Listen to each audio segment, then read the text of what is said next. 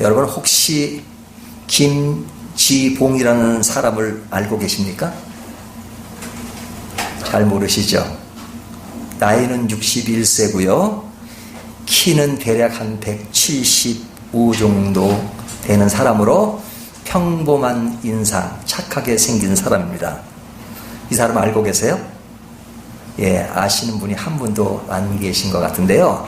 예, 당연히 모르실 겁니다. 왜냐하면 이 사람은 대중에 알려진 스타도 아니고 또 정치인도 아니고 또 공인으로서 많은 사람들에게 지지를 받는 사람도 아니기 때문에 대부분의 사람이 이 사람을 모를 겁니다. 아주 평범한 사람이에요. 그래서 대부분 이 사람을 모릅니다. 하지만 저는 이 사람을 아주 정확하게 기억하고 있어요. 그리고 시간이 되면 만나고 싶은 사람입니다. 제가 이 사람을 만나고 싶어 하는 이유는 그 사람과 깊은 인연이 있기 때문에 그렇습니다. 제가 군대를 1976년 7월에 군대를 갔는데요. 그때 제가 보직이 보급행정이었습니다. 근데 부대에 딱 떨어지니까 보급행정이라는 티오가 없어서 저에게 공병이라고 하는 티오가 주어졌어요. 공병이 뭔지 아마 여자 성도님도 잘 모를지 모르는데 쉽게 말하면 막노동하는 겁니다. 집을 짓고 또 뭐 다리도 부수고 하는 그런 일이었어요.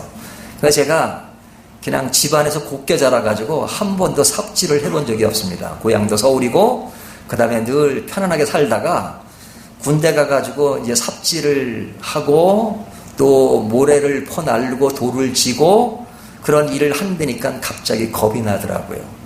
그래서 그 부대에 배치받기 전에 대기소에 있다가 이제 딱 공병대로 들어가서 좀 긴장이 되잖아요. 하룻밤을 자는데 첫날입니다. 첫날 자면서 아유 이제 여기서부터는 나는 이제 완전 골병들게 생겼구나 하는 생각을 하고 옆에 있는 사람에게 물어봤어요. 여기 공병대 힘들다고 그러는데 힘든가요? 그 대기소에 있을 때 보니까 제대하려면 삽 한 자루는 달아서 끝나야 제대할 수 있다 그리고 세면 한 푸대는 먹어야 제대한다 그러는데 진짜 그런가요? 라고 누워서 옆 사람에게 질문을 했어요. 그랬더니 그 사람이 뭐라고 한 줄 아십니까? 제 얘기를 듣더니 글쎄요 잘 모르겠는데요. 저도 어제 왔거든요. 그러더라고요. 저도 어제 왔군요 라고 말했던 사람이 김지봉입니다. 그러니까 군대 동기인 거죠. 그러니까 그 동기가 나도 어제 와서 잘 모르겠는데요 하는 말이 저에게 굉장히 큰 힘이 됐어요. 그리고 그 이후로 3년 동안 군 생활을 하면서 동기로 지내면서 제가 힘들 때 어려울 때 이 친구가 늘 옆에 있어주고 또 가까이 이야기도 해주고 힘들 때는 같이 격려하며 위로하고 그 친구가 있다는 자체만으로도 굉장히 마음에 위로가 되고 격려가 됐던 거죠. 그러니까 제가 79년도에 제대를 하고도 이 친구를 보고 싶었어요. 그래서 거의 한 40년 가까이 지난 건데 근데 어느 날 그 친구에게 연락이 왔더라고요. 한 3년 전 일인 것 같아요. 별을 그 검색을 인터넷으로 검색을 딱 나오니까 저에게 전화를 해서 3년 전에 처음으로 만나게 됐습니다. 근데 이제 그 친구를 만나서 이제 몇 번 만났는데 이제 군대 때 얘기를 하게 되는데 늘 그 친구를 잊지 못하는 것은 바로 군대 때 가장 힘든 시기에 그 짧은 한마디가 나에게 굉장히 위로가 되고 그것을 통해서 내가 군 생활을 마칠 수 있는 하나의 계기가 됐기 때문에 그 친구를 잊지 못하는 겁니다. 다른 사람들은 그 친구를 알지도 못하고 기억하지 못하지만 제 마음속에는 그 친구가 기억되고 있습니다. 자, 제가 이 얘기를 왜 하냐면 오늘 이제 8절에 보면 이런 말씀 있죠. 그러므로 우리가 이 같은 자들을 영접하는 것이 마땅하니 이는 우리로 진리를 위하여 함께 일하는 자가 되게 하려 함이라. 자, 이 이야기를 누가 하는 겁니까? 사도 요한이 하는 거잖아요.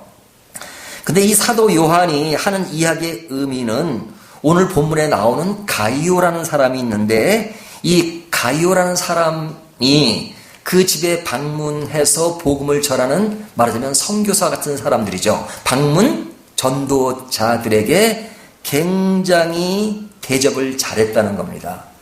대접을 잘한 그것이 가이오뿐만 아니라 그 당시에 교회를 형성하고 있던 많은 지도자들에게 힘이 되고 격려가 되고 도움이 되었다는 말을 지금 사도 요한이 한 내용입니다.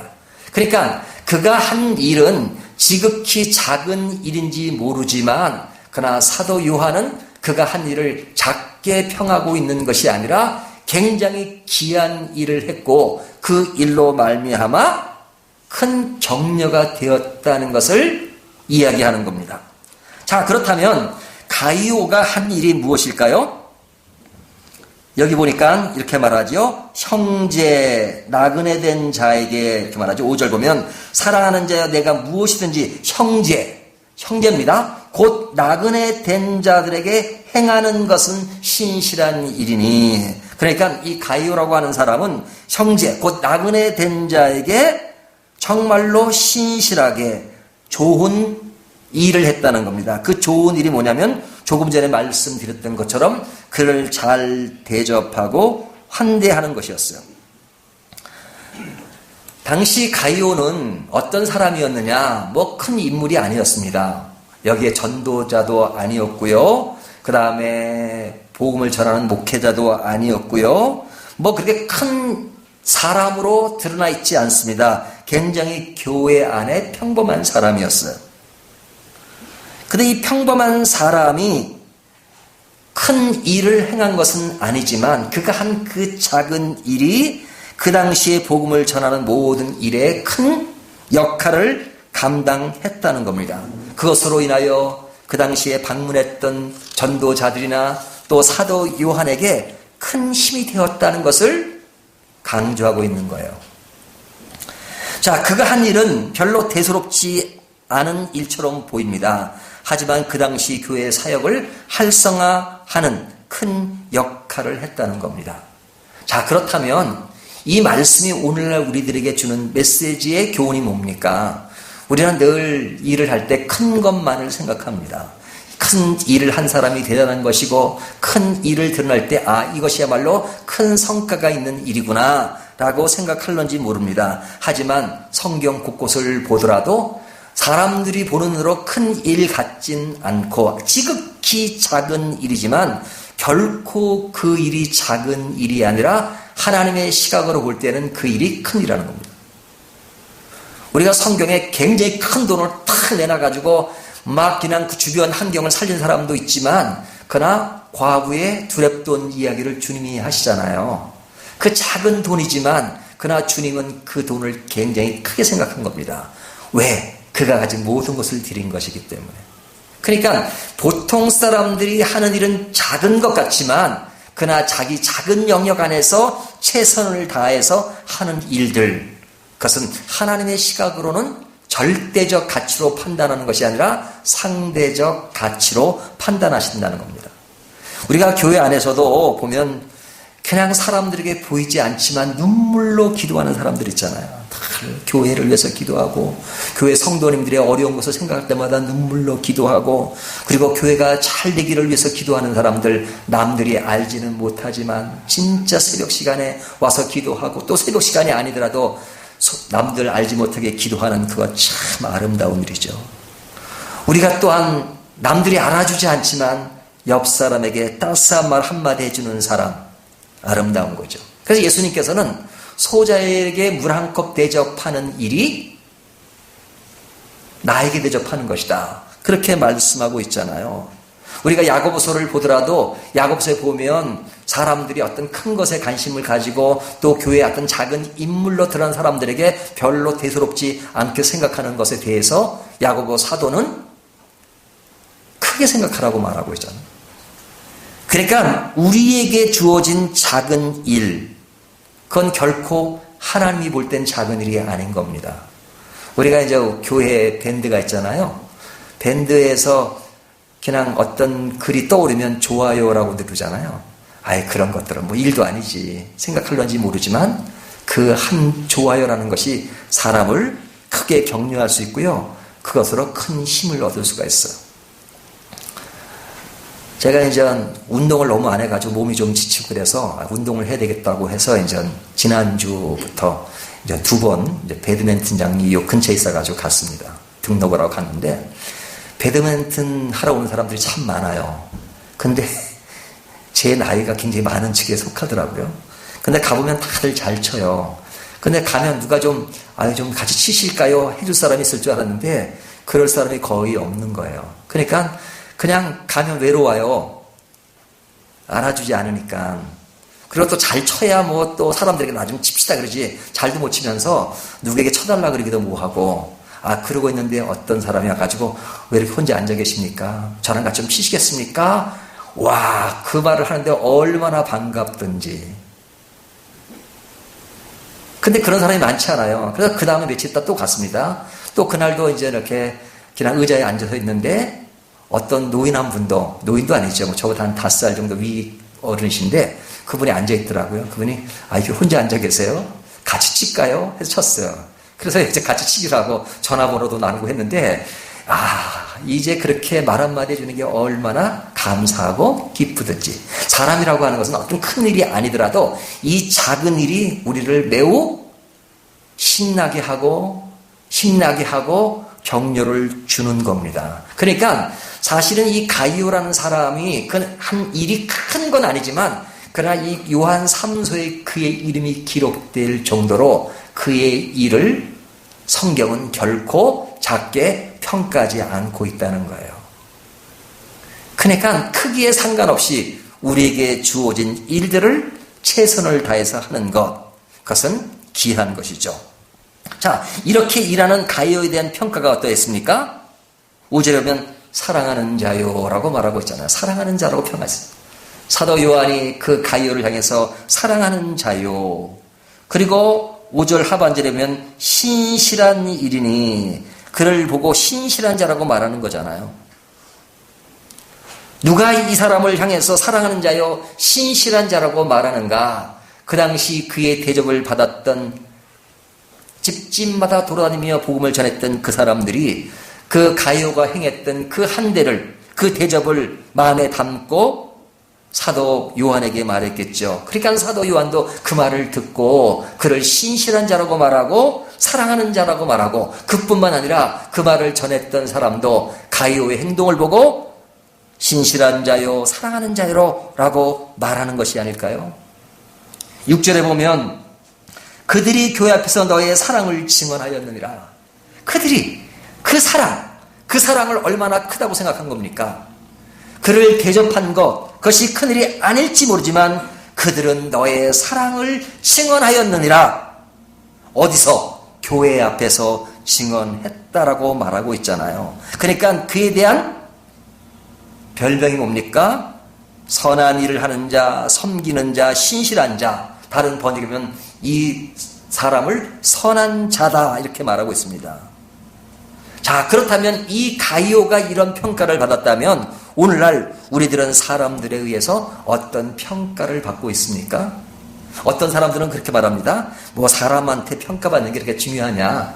하나님께만 평가받는 것이 중요하지. 그 말이 맞습니까? 틀립니까?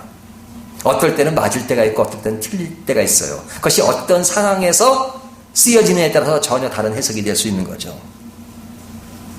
우리가 어떨 때는 사람을 의식하지 않고 오직 하나님만 바라보고 나가야 될 때가 있어요. 하지만 우리가 사람을 늘 의식해야죠. 사람에게 인정을 받지 못하는 사람이 어떻게 하나님께 인정을 받을 수 있겠느냐라고 성경은 또 말씀하고 있잖아요. 그러니까 우리가 하는 일들을 사람들은 말로 표현하지 않아도 다 알고 다 보고 있습니다. 어떤 이권 문제가 걸리면 그 당시에는 그런 관계 때문에 나쁘게 평가하지만 그 시기가 지나고 나면 그 사람들이 다 알아요. 이 사람 내가 옛날에는 그런 이권 때문에 싫어했지만 그러나 그 사람은 신실한 자였어. 사랑하는 자였어. 정말로 하나님을 사랑하는 자였어. 그리고 하나님의 사랑 안에서 배려할 줄 아는 자였어. 그리고 하나님의 일을 가장 중요하게 생각하는 자였어 라고 평가하게 된단 말이죠. 믿지 않는 사람이라도, 하나님을 믿지 않는 사람이라도 알 것은 다 안단 말이죠. 그래서 우리가 사람에게 평가를 받기 위해서가 아니라 하나님 앞에 신실할 때 사람도 그를 좋게 평가할 수 있는 것이 일반적인 상황입니다. 물론 특별한 경우가 있죠. 어떤 박해를 받거나 핍박을 받을 때 우리가 선하게 했음에도 불구하고 어려움을 받는 경우가 있지만, 그러나 일반적으로 하나님의 사람은 사람들에게도 좋은 평가를 받는 것이 정상적인 길이다 이거죠. 자, 그렇다면 이 가이오가 사람들에게 이런 평가를 받게 된 것은 어떤 행동에서 나오게 된 것일까? 6절을 보십시오. 그들이 교회 앞에서 너의 사랑을 증언하였느니라. 내가 하나님께 합당하게 그들을 전송하면 좋으리로다. 여기 보면 내가 하나님께 합당하게, 이 합당한다는 말이 그 가이오 전체에게 해당되는 말이란 말이죠. 그가 사람들에게 칭찬을 받은 것은 하나의 연출이나 하나의 쇼나 하나의 정치적인 문맥에서 한 것이 아니라, 어떤 계산에 의해서 한 것이 아니라 하나님의 합당한 자로서 하나님을 바라보고 있다는 겁니다. 여러분, 이 세상에서 가장 큰 힘을 가진 자가 누구입니까? 하나님을 절대 의지하는 자가 굉장히 강한 자입니다. 그 사람보다 강한 자가 없습니다. 사람들은 그런 하나님이 강하다는 것을 순간순간 생각을 못하기 때문에 자꾸 하나님을 제껴놓고 사람들에게 의지하거나 새로운 힘에 의지하거나 새로운 권력에 의지하거나 새로운 어떤 정치적 흐름에 휩싸여서 요래 힘 있으면 요리 흘리고 저래 힘이 약한 것 같으면 또 빠져나오고 하는 그러한 상황이 사람들이 가지는 행동들이잖아요. 하지만 진짜 큰 사람은 어떤 사람이냐, 진짜 강한 사람은 어떤 사람이냐, 어떤 상황이든지 하나님만 바라보는 사람입니다. 세상적으로 하나님을 무시하고 박해의 시대라고 하더라도 하나님을 진짜 의지하고 따라가는 자는 그 사람들을 외형적으로 가둬둘 수도 있고 외형적으로 죽일 수도 있고, 하지만 그 사람의 그 중심에 있는 하나님을 향한 그 마음을 제할 수는 없단 말이죠. 그러니까 가장 강한 사람이 하나님만을 절대 의지하는 자입니다. 또 그렇게 하나님만을 의지하는 사람은 세상에 대해서 그렇게 비굴해지지 않아요. 우리가 하나님을 크게 생각하는 사람은 세상을 작게 봅니다. 하지만 세상을 크게 보는 자는 하나님을 작게 볼 수밖에 없어요.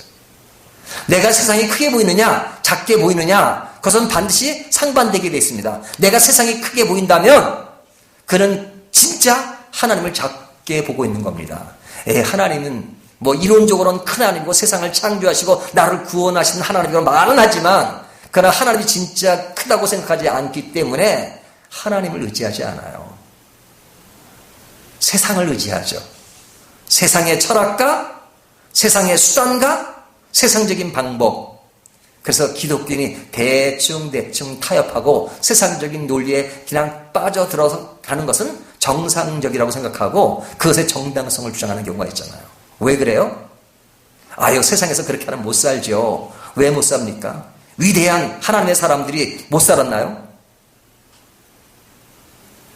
그들이 바보입니까? 바보가 아니에요. 하지만 그들 마음속에, 영혼 속에 남들이 알지 못하는 하나님의 영원한 세계가 그를 지배하고 있었기 때문에 그에게는 놀라운 하나님의 놀라운 능력과 힘이 있는, 그 자신의 능력이 있는 것이 아니라 하나님이 그런 분이기 때문에 그를 의지하는 것처럼 큰 일이 없잖아요. 여러분, 세상의 힘이 강한 것 같지만 그러나 세상의 힘은 아무것도 아닙니다. 그것을 잘 보여주고 있는 것이 하박국이잖아요. 하박국이 하나님의 눈으로 보지 않고 세상의 눈으로 볼 때는 바벨론이 너무 강하고, 그래서 자기 민족은 너무 작은 존재라 그냥 한탄을 하잖아요. 하나님은 나의 기도를 듣지도 않으시고 구원치도 않는다고 그렇게 이야기했지만 나중에 3장에 가서 뭐라고 기도합니까? 외양간에 소가 없을지라도 나는 그 하나님으로 인하여 기뻐하고 감사한다고 말하잖아요. 왜? 하나님을 인식하니까 바벨론이라는 존재가 별거 아닌 거예요. 그리고 심판 때 바벨론은 멸망할 것이고, 유대인들은 작아 보이지만 그러나 그때 심판의 때 관점에서 지금 나의 모습을 바라보니까 그 민족을 바라보니까 결코 약한 존재가 아니라는 걸 알았기 때문에 그가 그렇게 어려운 상황에서도 기쁨의 기도를 할 수 있었던 것이죠. 여러분, 이것이 우리 신앙인의 가치관이 되어야 합니다. 이것이 가치관이 되어 있지 않으면 자꾸 다른 가치관을 따라 살아갑니다.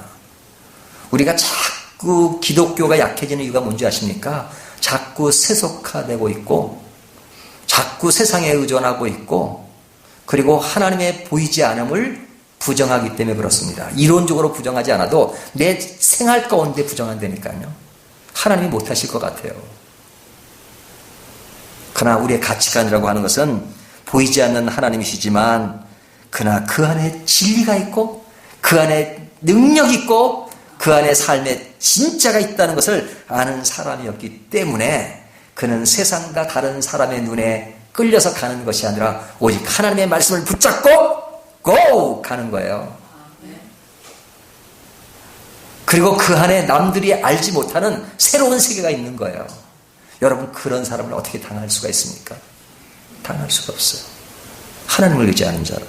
근데 여기 가이오는 실제로 그러한 마음에 하나님의 세계가 있었기 때문에 어떤 쇼나 정치적인 계산에서 그 사람들을 도운 게 아니란 말이죠. 정말로 마음에 우러나오는 하나님의 나라가 이 땅에 실현되는 것을 가장 귀한 가치관으로 알고 행했던 것이죠. 그렇기 때문에 그의 작은 행동은 굉장히 큰 것이었습니다. 그의 작은 일이 왜 더 큰 것으로 드러났느냐. 7절을 보십시오. 이는 그들이 주의 이름을 위하여 나가서 이방인에게 아무것도 받지 아니함이라. 누구의 이야기예요? 그 당시에 순회하는 전도자들, 이 사람들은 믿지 않는 사람들은 그를 하대할 수밖에 없었죠. 누가 알아줍니까? 믿지 않는 사람들이 그들이 하는 행동, 복음을 전하는 걸 누가 알아주나요? 알아주지 않죠. 진짜 박해를 했겠죠. 인간 취급을 안 했을지도 모르죠. 그리고 그 당시에 아주 이런 사람들에 대한 그 대우가 형편없었단 말이죠. 그러니까 이들이 복음을 들고 나갔지만 이방인들에 의해서 그 사역하는 것이 얼마나 고독했겠습니까? 얼마나 힘들었겠습니까? 그러니까 이게 아무것도 받지 아니함이라.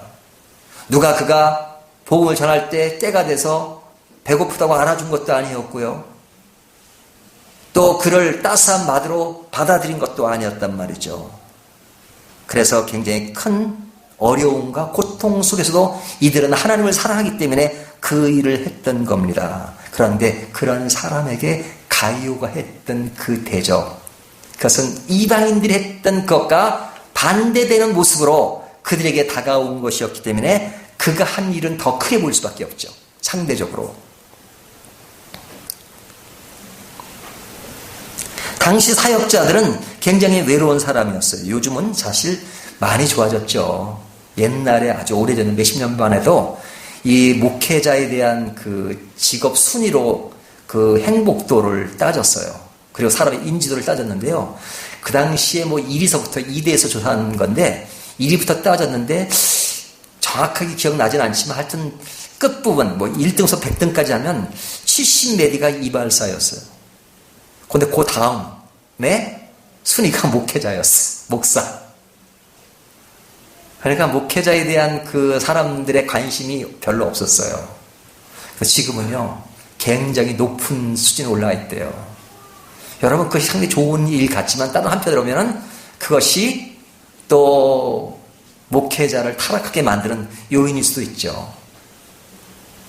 지금 상황이 많이 좋아졌지만 그 당시의 상황은 굉장히 안 좋은 상황이었단 말이죠. 굉장히 힘들고 헐벗고 굶주림 속에서도 복음을 전했던 사람들이 많은데 여기에 가이오는 그 사람들을 향해서 정말로 대접하고 그들을 한대하고 그들이 복음을 전할 수 있도록 다가간 것, 그리고 집안으로 받아들인 것, 이것은 너무너무 큰 일이었죠. 그래서 그가 그들을 영접한 것이 큰 거다라고 오늘 본문이 말하고 있는 겁니다. 자, 그렇다면 우리가 실제로 나가서 헐벗으면서도 일하는 사람을 뭐라고 비유할 수 있을까요? 전쟁에 직접 나간 군인과 같잖아요. 전투병력이죠. 전투병력이라 나가가지고 실제 그 전장에서 일하는 사람이잖아요. 하지만 가이오는 전장에 나간 사람은 아니죠. 후방에서 그를 지원하는 사람이잖아요. 그러니까 우리가 참 선교사로 나간 사람들 보면요, 대단해요. 저는 제일 부러워하는 사람 중에 한 사람이 선교사들이에요. 물론 선교사들 중에도 또 엉터리도 있습니다. 하지만 정말로 그 외지에 가가지고 복음을 전하는 사람들, 우리가 그들을 생각하면 진짜 귀한 사람들이잖아요. 저보고 하라는 못할 것 같아요. 아, 이것도 진짜 사명이다. 그리고 이게 은사가 있어야지 못한다라는 생각할 때가 있어요. 그러면 우리가 그런 전방에 가 있지 못하다면 우리가 그를 도울 수 있는 게 뭡니까? 그와 같이 사역을 같이 하는 게 뭡니까? 여기 8절에 보면 진리를 위하여 함께 일하는 자가 되게 하려니라. 진리와 함께 일하는 자를 강조하고 있잖아요. 진리와 함께 일하려면 우리는 전방이 아니라도 후방에서 그들이 최선을 다해서 하나님의 일을 할 수 있도록 돕는 것. 그것이 기도가 되든 작은 물질이 되든 또 작은 편지를 통해서 격려하는 것이든 어떤 것이든지 간에 그런 격려가 그들과 똑같이 일하는 것이라고 성경은 말하고 있지 않습니까? 우리 교회는 전방에 있습니까? 후방에 있습니까? 상황에 따라 전방에 있을 수도 있고 후방에 있을 수도 있습니다. 하지만 어디에 있든지 우리에게 중요한 일은 하나님이 우리에게 맡겨준 일을 최선을 다해서 하는 겁니다. 그것이 크든 작든 남들이 볼 때는 그것이 큰 일이 아니라고 할지라도 하나님이 보시는 평가는 다르기 때문에 작은 일이라도 내가 할 수 있는 그 작은 일, 거기에 동참하고 함께 하는 것, 그것을 하나님은 원하시는 거예요. 그리고 그 일을 평가하실 때 작다고 평가하는 것이 아니라 굉장히 하나님은 크게 평가하는 겁니다. 여러분은 어디에 관심이 있습니까? 또 우리 교회는 어디에 관심이 있습니까? 그 관심을 가지고 오늘 본문이 우리에게 주는 메시지는 그런 자세로 섬기라는 겁니다. 섬김. 그래서 오늘 제목이 뭐예요? 섬김의 사람 가이오잖아요. 근데 이 말씀을 보면서 저도 과연 섬김의 사람 임세일인가 하는 것을 생각해보고 그동안 제가 살아오면서 저에게 많은 사랑을 주었던 사람들이 다 기억이 나더라고요. 처음에 서두에 꺼냈던 그 친구, 저는 그렇게 말하고 싶습니다. 섬김의 사람 김지봉. 뭐 그뿐이겠어요. 제가 어디에 있든지 외국에 있든지 또 다른 외지에 있든지 어디에 있을 때마다 또 그냥 좋은 환경에 있을 때라도 내가 힘들 때 함께 해주었던 그런 사람들이 많이 기억난단 말이죠. 그들이 나에게 뭘 줘서가 아니라 어떨 때는 딱 한마디, 따스한 그 한마디가 나를 힘들던 상황에서 벗어나게 만들고 그리고 하나님을 더 향해서 더 가깝게 가게 만든 것, 이런 감동의 시간들, 감동의 사건들이 한두 가지겠어요? 우리가 표현하자면 너무나도 많이 표현할 수 있겠죠. 내가 많은 사람들의 사랑과 격려 속에서 지금 이곳까지 또 이 자리까지 올 수 있었던 것을 생각한다면 반대로 나는 과연 다른 사람들에게 얼마나 기억되는 사람일까? 그것을 생각해 보게 합니다. 여러분, 이것이 성경에 나오는 가이오와 그 당시 사람들의 문제뿐만 아니라 오늘 우리에게 주어진 말씀입니다. 우리들은 누구를 기억하십니까? 여러분, 이 시간에 마음속에 나에게 정말로 사랑에 격려했던 그 사람들을 생각해 보십시오. 아, 나를 위해서 섬기는 사람이 되었던 그 누구 생각해 보십시오. 그리고 그것을 다시 한번 감사하자고. 또한 그 감사와 더불어서 그렇다면 내가 그 은혜를 받은 것을 또 다른 사람들에게 나는 섬김의 사람 누구로서 나는 다른 사람들에게 나아가고 있는가? 내가 나아가지 못하다 그러면 얼마나 내 한순간에 내가 조금만 그를 유랬다면 그가 완전히 다른 삶을 살 수 있는데, 여러분, 자살했던 사람이 누구의 한마디로 자살을 포기했던 사건도 있고요. 어떤 사람은 죽었지만 그 사람에게 딱 누가 몇 마디만 했으면 지금도 살아있을 수 있는 사람도 얼마든지 있을 거란 말이죠. 여러분, 우리의 따스한 마디, 따스한 사랑, 따스한 배려, 따스한 섬김을 지금도 바라는 사람들이 많을 겁니다. 그래서 우리 교회가 그걸 찾는 거예요. 우리끼리 모여서 우리끼리 좋은 게 아니라 우리 교회 안에서도 서로 간에 섬김이 되고 배려해주고 사랑이 되고, 그리고 우리 교회를 뛰어넘어서 주변에 있는 많은 사람들에게 사랑으로 다가가는 것. 그래서 오늘 본문은 8절에 이렇게 강조하고 있잖아요. 우리로 진리를 위하여 함께 일하는 자가 되려 함이라. 우리가 함께 일하는 자가 되어야 됩니다. 뭐에 근거해서? 진리와 함께 일하는 자가 되자. 우리 교회가 진리와 함께 일하는 자가 되기를 바랍니다. 우리가 진리와 함께 일한다는 것은 반드시 뭐가 전제돼야 돼요? 진리와 함께. 진리가 배제된 어떤 요한이서처럼 그냥 외형적인 모임, 외형적인 배려, 외형적인 이한 관계를 말하는 것이 아니라 진리와 함께. 우리 교회가 추구하는 것은 뭡니까? 진리를 추구하는 거예요. 그냥 진리 없이 그냥 사람들이 모였으니까 서로 모여가지고 좋고 행복하고 나누고 그런 것을 갖는 것이 아니라 우리의 기본 전제는 진리가 돼서 진리와 함께 그 진리를 위해서 함께 일하는 자가 되기 위해서 우리가 어떤 자로? 낮은 자로서 작지만 그와 함께하는 섬김의 사람으로 나아갈 때 그것이 아름다운 것이다. 하지만 그러지 못한 자 때문에 사도 요한은 마음 아파하는 게 뭡니까? 다음번에 다룰 본문이 뭡니까? 그 다음에 나오는 사람 있잖아요. 그 사람은 뭐예요? 여기 디오드레베라고 하는 사람은 그런 사람을 따뜻하게 해줬던 가요와는 다르게 으뜸되기를 좋아하고 사람들을 쫓아내기를 좋아하고 헌신이 전혀 없던 사람이었어요. 그래서 사도 요한은 이 사람을 질타하는 것이 다음 본문이잖아요. 이 사람도 할 얘기는 있을 겁니다. 요한 이서에서 부녀와 그의 자녀들에게 왔던 거짓 선지자를 받아들인 것을 사도 요한이 질책했던 것처럼 그도 이렇게 말하겠죠. 나도 그 사람이 거짓 교사인 줄 알고 받아들이지 않았다. 그리고 내쫓았다. 이렇게 말할 구실이 있을지 모르죠.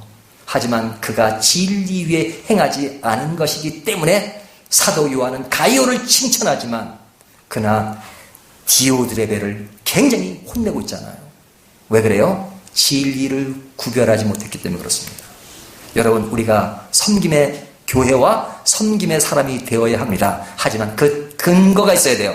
그 기초가 있어야 돼요. 그것이 뭡니까? 진리입니다. 그래서 진리를 바로 배워야 돼요. 진리가 없으면 더 문제예요.